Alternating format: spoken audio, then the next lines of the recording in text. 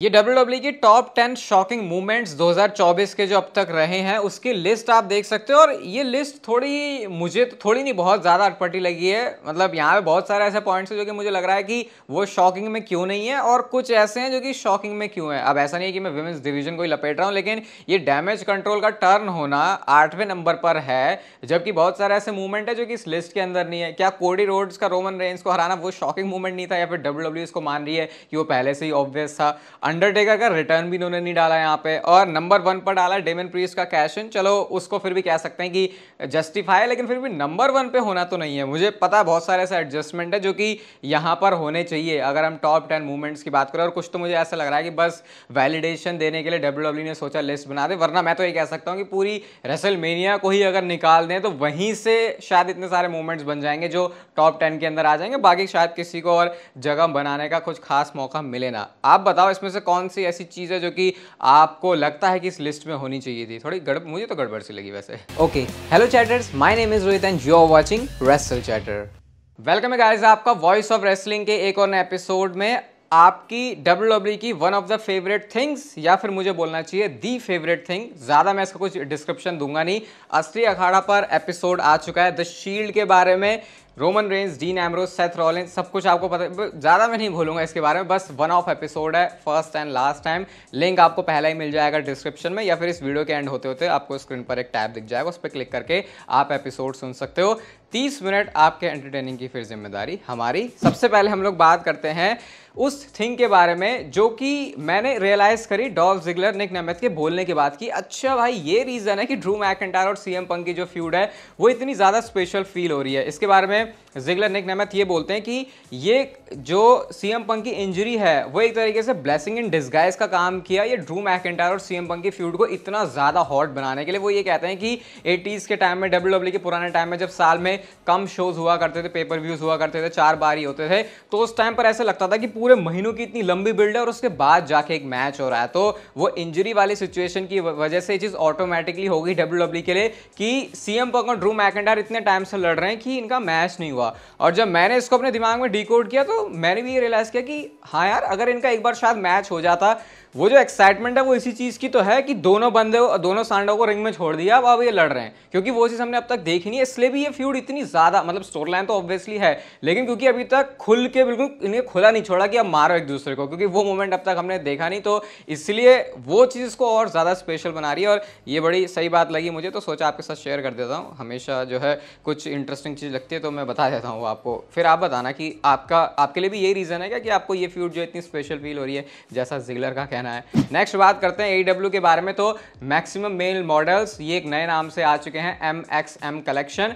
और ये मेन बात नहीं, मेन बात ये है कि अब इसके ऊपर डिबेट हो रही है फिर से। वो AEW के फैंस, WWE के फैंस आपस में लड़ पड़े हैं कि विंस मैकमैन ने जब इनको मैक्सिमम मेल मॉडल्स बनाया था, और याद है वो टाइम जब एलन नाइट भी उसमें थे, तो कैसे सारे स्पेशली AEW के फैंस ने विंस मैकमैन की बुकिंग को क्रिटिसाइज किया था। लेकिन आज उसी गिमिक के साथ अब जब वो AEW में आ गए हैं तो सारे लोग कह रहे हैं अरे वाह भाई क्या कमाल हो गया। ये जो किसी एक तरफ ही तरफदारी करना होता है वो ज्यादातर केसेस में गलत ही होता है। मतलब मेरे को भी ऐसा है कि WWE ऑब्वियसली ज्यादा पसंद है, लेकिन उसका मतलब ये नहीं कि आंखों में पट्टी बांध के बस कुछ भी बोले जा रहे हैं दूसरे के बारे में। तो ये कुछ डिफरेंसेस क्रिएट हो जाते हैं जो कि चीज़ों में ऐसे थोड़ा तड़का लगा देते हैं ट्विटर पे। अगर आप एक्टिव हो ट्विटर पे तो भाई बस ड्रामा सब कुछ मिलेगा आपको वहाँ पे फ्री टाइम में करना, लेकिन ये बाकी जो सारी चीज़ें वो टाइम वेस्ट नहीं, ज़्यादा इनका कुछ फायदा है नहीं। नेक्स्ट बात करते हैं ऑस्टिन थ्योरी के बारे में। तो ऑस्टिन थ्योरी ने अपने इंस्टाग्राम पर एक पोस्ट डाली है और यहाँ पे वो अपने वर्कआउट के बारे में बता रहे हैं, डिसिप्लिन के बारे में बता रहे हैं। सबसे पहले तो भाई हो सकता है कि ये बड़ी कॉन्ट्रोवर्शियल स्टेटमेंट भी हो जाए, या फिर इस पर आप अपना दूसरा ओपिनियन भी रख सकते हो, लेकिन मुझे लगता है कि जो ऑस्टिन थ्योरी की फिजिक है वो एक परफेक्ट WWE सुपरस्टार की फिजिक है। ना बहुत ज्यादा रिप्ड है, ना बहुत ज्यादा उनका ऐसा बल्क है, मतलब एक जो परफेक्ट बैलेंस होना चाहिए वैसा ऑस्टिन थ्योरी। और मुझे ये नहीं समझ में आता भाई, बंदा माइक पे अच्छा इतना बढ़िया मैच करता है, सेल करता है, उसकी फिजिक इतनी तगड़ी है, तो इस बंदे में मुझे सही में कोई कमी नजर ही नहीं आती यार कि इसको क्यों अभी WWE ने मेन लेवल पे नहीं रखा। मैं हो सकता है किसी और की बुकिंग अच्छी नहीं हो रही तो उसको एक बार को देख लूँ, चलो ठीक है शायद इसमें नहीं दिख रहा होगा। इस बंदे में ऐसा है क्या जो मुझे नहीं समझ में आता, ऐसी क्या कमी है। ऑब्वियसली थोड़ी बहुत चीजें होंगी जो कि स्टोरी लाइन में जाते जाते इंप्रूव होंगी, क्योंकि बंदा पॉलिश होते रहता है जैसे हर एक सुपरस्टार के केस में होता है, लेकिन अगेन मेरी तो समझ के बाहर है ये चीज़ मुझे ट्रिपल एच के टाइम में बहुत बकवास लगती है। Vince McMahon still Austin theory को उस नज़र से देखते थे, क्योंकि एक वो बंदे को पहचानने में विंस मैकमैन की सोच नज़र बिल्कुल अलग ही थी। जैसे उन्होंने रोमन रेंज को पिक कर लिया था, हाँ समझ नहीं आ रहा था कि करना क्या है, वो बाद में ट्राइबल चीफ वाले कैरेक्टर के साथ वो चीज़ें जो है आई, वैसे जैसे विंस मैकमैन हमेशा से चाहते थे। तो यार ये पता नहीं क्या है। अगर मेरे को सही बताऊं तो ट्रिपल एच की बुकिंग में एक चीज़ को क्रिटिसाइज करना हो तो सबसे पहले मैं ऑस्टिन थ्योरी की बुकिंग ही रखूंगा। मेरे ख्याल से बाकी सारी चीज़ें बाद में होंगी। एक बार को वाओ फैक्टर ये सब तो ना लाओ भाई, कम से कम एक सुपरस्टार बना दो जो ऑलरेडी दिखता है कि वो बना बनाया, पता नहीं क्या कब होगा। होपफुली वो टाइम भी जल्दी आएगा, अब फेस टर्न हो जाएगा आई थिंक, तो शायद चीज़ें फिर और बढ़िया हो सकती है फिर ऑस्टिन थ्योरी के लिए। नेक्स्ट बात करते हैं डेव मेल्जर के बारे में। तो डेव मेल्जर ने अगेन एक ऐसी बात बोली है जो कि आपको खुश भी कर सकती है और थोड़ा सा ऐसा निराश भी कर सकती है। उनका मानना यह है कि शायद WWE सोलो सिकोवा और रोमन रेंज के मैच को किसी आने वाले शो के लिए नहीं बल्कि रेसलमेनिया के लिए बचा के रख सकती है, और अगर ऐसा हो रहा है तो फिर रोमन रेंज का रिटर्न शायद WWE होल्ड पे डाल सकती है, एंड फिर ऐसा करके WWE रेसलमेनिया के लिए जो आगे मैच बनाएगी वो कोडी रोड्स और रॉक का हो सकता है। अभी मैं इसके बारे में आपको सिर्फ इतना सा बताऊंगा, अभी आगे भी वीडियो में और बातें हैं शेयर करने के लिए, तो अभी इसको यहीं पे रोकते हैं। नेक्स्ट हम बात करते हैं रॉक के बारे में। तो बॉबी लैशली की पोस्ट के नीचे इंस्टाग्राम पे रॉक ने कॉमेंट किया है, कॉमेंट आप देख सकते हो रॉक का, यहाँ पे वो बॉबी लैशली को अप्रिशिएट कर रहे हैं और बैड MF राइट देयर करके लिखा है और कह रहे भाई करो ऐसे ही लगे रहो अपना। अब जब मैंने कमेंट देखा मेरे दिमाग में पहली चीज़ यही आई कि भाई अब तो रॉक के पास भी कंट्रोल है तो शायद वो भी चीज़ों में इंटरफेयर कर सकते थे। ये बॉबी लैशली और MVP वाली जो सिचुएशन क्रिएट हुई है, कॉन्ट्रैक्ट का साइन करना ना करना, पता नहीं, अब तो कन्फ्यूजन है। Bobby Lashley non compete clause के बाद जब आगे निकलेंगे, वैसे कॉन्ट्रैक्ट खत्म होता है तो नॉन कम्पीट क्लॉज उसके बाद नेक्स्ट डे से ही हो जाता है जितना मुझे पता है। तो उस हिसाब से तो फिर शायद एक एपिसोड इंटरव्यू पॉडकास्ट जब कुछ भी आएगा तब जाके ही हम कह सकते हैं कि एक्चुअल सिचुएशन क्या थी इस बारे में, या फिर शायद MVP का भी खुल के बोल दें। लेकिन रॉक अब तुम बोर्ड ऑफ डायरेक्टर्स का पार्ट हो तो शायद ऐसे मामले में इंटरफेयर कर सकते हो अगर इतने ज़्यादा पसंद आ रहे हैं बॉबी लैशली तो। Next solo Sikoa and Cody Rhodes के समर स्लैम मैच के ऑड्स की बात करते हैं। तो इस मैच के ऑड्स शायद बहुत ऑब्वियस ही होंगे आपके लिए भी, लेकिन क्लियर फेवरेट यहाँ पर कोडी रोड्स ही हैं मैच को जीतने के लिए। अभी तो ऑड्स के अकॉर्डिंग कोई चांस ही नहीं लग रहा है कि सोलो सिकोवा यह वाला मैच जीतने वाले और अनडिस्प्यूटेड चैंपियन बनने वाले हैं। बाकी फिर कहानी तो आपको पता ही है कि जो सारी कायनात है या जो सारी जनता है या जो सारा WWE यूनिवर्स है फिर वो समर स्लैम में किस चीज़ के लिए सबसे ज़्यादा एक्साइटेड है। नेक्स्ट ब्लड लाइन के ही मेंबर जिला फाटो की बात करते हैं, मतलब soon to be bloodline member कह सकते हैं। उन्होंने अपनी जो फर्स्ट चैंपियनशिप है HOG रेसलिंग में वो जीत ली है। फोटो आप यहाँ पे देख ही सकते हो। अभी इनको देख के ऐसा लग रहा है कि शायद WWE एकदम से इनके ऊपर तो जंप नहीं करने वाली। जैसे हिकू लियो के बारे में मैंने आपको बताया, वो बहुत जल्दी ज्वाइन कर सकते हैं क्योंकि WWE के साथ उन्होंने साइन कर लिया, ऐसा हमने रूमर सुने। तो जिला फाटो की एंट्री हो सकता है थोड़ी देर में हो, और उसके बाद जो मैंने आपको बताया ये ब्लड लाइन का जो पूरा खानदान है वो इस ब्लड लाइन की स्टोरी से ही चल सकता है अगर सारे के सारे WWE में आ जाएं तो।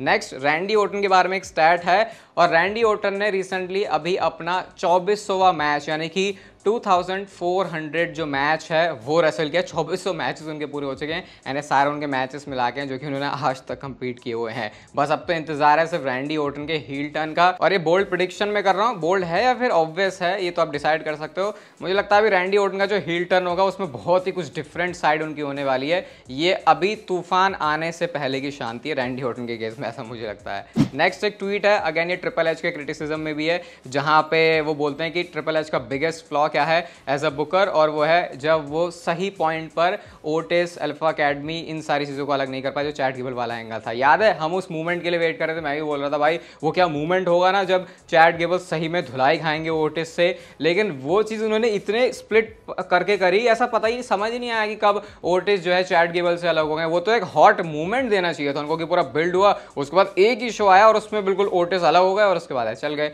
लेकिन अब भी ये टूटे हैं जुड़े हैं, आपस में खड़े भी रहते, पता नहीं ना इन्होंने इन दोनों के बीच में कोई ऐसा मैच वैच बना के कुछ उसकी स्टोरी दिखाई। ये रोटी सब्जी खाने वाली जैसी चीज़ थी जिसमें कुछ खास मेहनत तो करनी नहीं है, अगर सब कुछ ठीक है मामला तुम्हारे शरीर का, लेकिन वो चीज़ भी ट्रिपल एच नहीं कर पाया। तो देखो होता है ऐसे, बट स्टिल अगर मैं ओवरऑल बोलूँ तो फिर आपको पता ही है पहले के हिसाब से मामला फिर भी बढ़िया ही चल रहा है, क्योंकि पिछले 1-2 सालों के अंदर WWE ने एंटरटेनमेंट के मामले में बेटर ही किया है पिछले कुछ सालों से, बट इसका मतलब ये नहीं कि सब कुछ चीज़ें सही हो रही हैं। नेक्स्ट हम बात करते हैं डॉक्यूमेंट्री के बारे में जो कि ANE TV पर आई है बायोग्राफी के अंदर। तो यहाँ पे रोमन रेंस ने इस डॉक्यूमेंट्री से कुछ एक बड़ी इंटरेस्टिंग बात रोमन रेंस ने बोली, और वो ये कहते हैं कि जब मैं पहली बार ब्रॉक लेसनर के साथ प्रोग्राम में आया, मुझे देखने का मौका मिला ब्रॉक लेसनर पॉल हेमन का डुओ जो है वो कितना इंपैक्टफुल है, मैंने तभी ये सोच लिया था दिमाग में कि ये चीज़ मुझे ब्रॉक लेसनर से छीननी है, यानी मेरे को भी पॉल हेमन के साथ काम करना है। तो यानी कि जो हमने अलाइन होते हुए देखा Paul Heyman and Roman Reigns को, उस चीज़ की शुरुआत रोमन रेंस के दिमाग में बहुत पहले हो गई थी।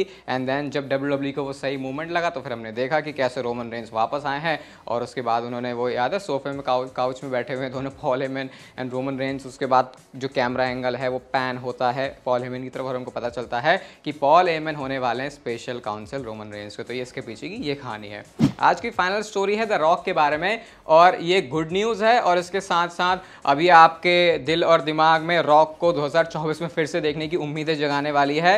तो स्मैशिंग मशीन, जो कि मैंने आपको बताया था कि रॉक अपनी मूवी शूटिंग कर रहे हैं, अब रिपोर्ट्स ये आई है कि उसकी शूटिंग हो चुकी है खत्म, यानी सब कुछ रैप अप हो चुका है एंड पॉसिबली अब रॉक तैयार हैं WWE में दोबारा से आने के लिए। आपको याद है कि जब हमने रेसलमेनिया के बाद मंडे नाइट रॉ में रॉक आए थे लास्ट टाइम कोडी रोड्स के साथ, उनका जो फेस टू फेस वाला सेगमेंट हुआ था, उसके बाद जो असम्पशन थी, वहां से जो स्पेकुलेशन थी, प्रेडिक्शन थी हर किसी की थी कि समर स्लैम वो जगह होने वाली है जहां से पॉसिबली दोबारा से रॉक WWE के साथ अपना रन शुरू करने वाले हैं। एंड शायद वो 2024 में इस रेसलमेनिया मैच के अलावा एक और मैच कर सकते हैं। तो अब ये सारी चीज़ों को मैं मिला के आपसे इनडायरेक्ट वे में क्या कहना चाह रहा हूँ आप लोग समझो। अगर ये सारी चीज़ें उसी प्लान के अकॉर्डिंग चलती हैं और एक्चुअल में जो रिपोर्ट हम सुन रहे हैं कि रॉक की हॉलीवुड की जो शूटिंग है, मूवी की शूटिंग है, वो खत्म हो चुकी है, तो अब ऐसे में आप एक्सपेक्ट कर सकते हो कि रॉक के जो दरवाजे हैं WWE में रिटर्न के वो दोबारा से खुल चुके हैं। एंड स्पेशली क्योंकि अब वो एक्चुअल में WWE की टीम का पार्ट बन गए हैं, तो ये चीज़ और भी ज़्यादा ईजी हो सकती है रॉक के लिए अंदर आने के लिए, अपने हिसाब से स्टोरी लाइन लगाने के लिए। एंड देन फिर रॉक के आने से टेलीविजन पर क्या हंगामा होता है वो सारी चीज़ें तो आपको पता ही है। बाकी स्क्रीन पर अभी आपको दिख रहा होगा शील्ड पर ही पूरा एपिसोड पॉडकास्ट का, आप लोग टैप करके सुन सकते हो। ये वीडियो अच्छी लगी तो इसे लाइक जरूर कर देना, चैनल को सब्सक्राइब कर दो भाई ऐसी और मस्त वीडियोस के लिए, और तब तक पे लेते रहो जिंदगी के मजे।